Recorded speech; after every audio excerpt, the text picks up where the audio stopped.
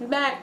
Same clothes as yesterday. So today's book nook, as you can clearly tell, and this is the book. This was actually a recommend from my younger sister. She read it first and then she said, hey, I think you'd really like it. And I was like, all right. As you can see, it's very small, so I read it in like 2 hours. I think she read it also in a short amount of time. I think she also read it in about 2 hours or 3. Anyway, it's a short read. It's 88 pages, and it is, I would say, science fiction. Now, when I say science fiction, I mean science fiction. And when I say I mean science fiction, I mean I don't read science fiction. So this might actually have been one of the first science fiction.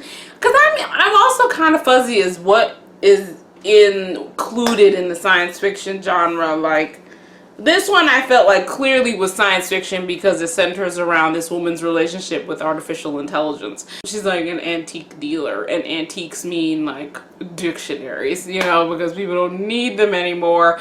And I don't want to say any more than that because it'll ruin a book. But to me also, this book was real creepy. Like, she ain't warned me about that. Like, my sister didn't tell me this book was gonna be so creepy. Like, I was creeped the math out. This lady, she reminded me, the whole thing reminded me that it made you feel, it made you miss the technology. It made you miss the technology and simultaneously want to make sure that you're never completely dependent on technology. That's what I took away from this book. Like, to appreciate technology for everything that it is and all the convenience and the wondrous things that it can do and the people it can link you to and the things that you can find and all its wondrous nature of technology. But also at the same time, you could never, ever for a second forsake your mind for technology. You know what I mean? Like, in the sense of, don't start relying on your gadgets to remember important things or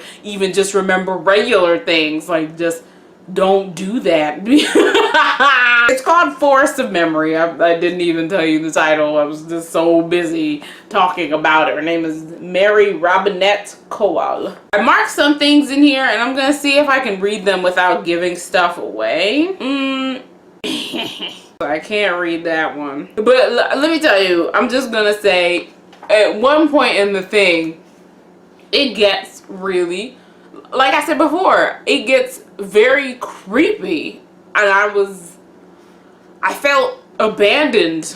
I felt abandoned along with the main character. Like, she did a good job of throwing me into the wild, you know? I don't know if this will give things away, but I will say this without giving you any context so that maybe you'll think about it if you read this book, and then you'll be like, yeah, maybe that's what she was talking about. I'll just say this. There's a lot of times where I feel like people don't get enough options in what they want to do. Like, people don't get enough options in what they want to do. And sometimes I wonder if people like being difficult with other people by not giving them options and then subjecting them to a situation that didn't even have to go that far. How do you know they wouldn't have just done what you said if you just explained things and asked? You know, why do you have to take it so far? Like, why you gotta go so hard? Like, I feel like people don't give people enough options in these kinds of books, and it stressed me out. I was kind of just like, why does it have to be like this? Like, what? Just ask me. Just ask me. You know, that kind of thing. I don't want to spoil this one as much as I spoiled Sula. Like, I just told y'all the book for real. But I feel like with science fiction, I can't do that. You know, with general fiction, I feel like it's kind of okay. But with science fiction, this is my first time, I want to say, reading a sci-fi book. Does Harry Potter, is that sci-fi? Is it just magical realism? If Harry Potter counts as sci-fi, then that would have been first. I read that in 7th grade. I was following it. This isn't about Harry Potter. Yeah, that statement I made earlier, it still stands with all these other things that I marked, because it just honestly, it's just like, why? Just give people more options. You might be surprised. Like, I feel like I was really stressed out with this main character. Like, she was asking a lot of questions, and this was the one time where I wasn't like, girl, shut up before you get killed. In this instance, I was really frustrated with, you know, her situation. I was just like, come on, y'all, you gotta tell me something, you know? Oh, there was 2 very interesting quotes here that I'll leave with you. they have a lot to do with this book, but not much with anything I wanted to say. So I'm just going to read them though, because I thought they were pretty good quotes. Apparently it's by the 3rd edition of somebody named Bashar. It's from Asymmetry Framed, 4th printing. Whatever. So it says, true power lies in the positioning of the fulcrum of events, not in grasping them by the lever. I feel like that was a very good life lesson randomly thrown in here. Also not thrown in here, if you know what I mean. But you don't unless you read the book. And that's what it says. And Western capitalism was always unable to account for either the costs or benefits of naturally occurring systems, instead treating them only as inputs to human-designed industrial and economic processes. Oh, that was wild, because it was very accurate. So I was like, maybe I'll go find this book. I've told you this before. I like books like that lead me to other books, that lead me to think and read outside text from the book, so that I can get like a wider view on just things in general. It's a short book, so this is actually going to be a short review because, again, science fiction. I feel like I don't know what I can spoil and what I can't spoil. But I think it was a really good read. Really good read. Like if you're on a train ride somewhere, this would be a nice book to take with you. Oh, I can't read this either. But that page really made me...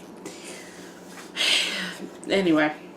Well, I can't read you any of these quotes like I usually do. I can't read you any excerpts except for the one I just read. And basically, like I said before, it made me very thankful for technology. I felt a good attachment to my technology, but I also felt like I'm glad I keep a good balance between my technology and my own mental status. Like, you know, I'm not constantly logged on to anything, and at any moment's notice I up and delete accounts all the time. So, but I've been really good lately. I've been not deleting accounts at a whim anymore, so nobody worry, because people on my Instagram are my actual friends in real life, and so they would actually like be kind of like, what are you doing? Why are you always deleting your Instagram and then you don't even tell nobody the new one? And I'm like, my bad. They're like, why are you like this? Besides that, I feel like I have a good balance, and this book made me want to maintain that balance, like to never completely let go of the technology because it's like really, really useful. Like it can really get you out of a jam, and then not to completely be dependent on it. Like I started relying a little too much notepad wise. Like I open my memo pad a lot, like on my phone when I have an idea and stuff, and I was like, okay, I still handwrite in my journals and everything, but I feel like I need to start doing that all the time. Like I used to take a tiny journal with me, and then I started being like, I don't need to take a tiny journal, I'll just write it in my phone. But I feel like I'm gonna go back to journaling in my journal with my hands, just for the sake of my own mind, body experience. Keep me centered here and alert. So yeah, that was that book. Very short review, very short book. I like it.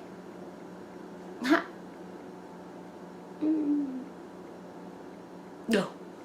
You know what? I'm back. I would read an excerpt because I feel like it won't hurt that much if I do it, an excerpt from the very beginning. I'm just going to read you this quick excerpt, and then you go about your merry way. You watch that recording, you know the utter peace I'm talking about, and you also know the recording cuts off.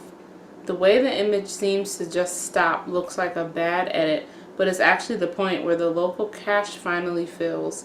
Mind you, if I'd known I'd been offline for the past 10 minutes, I could have recorded at a lower resolution and kept going for hours.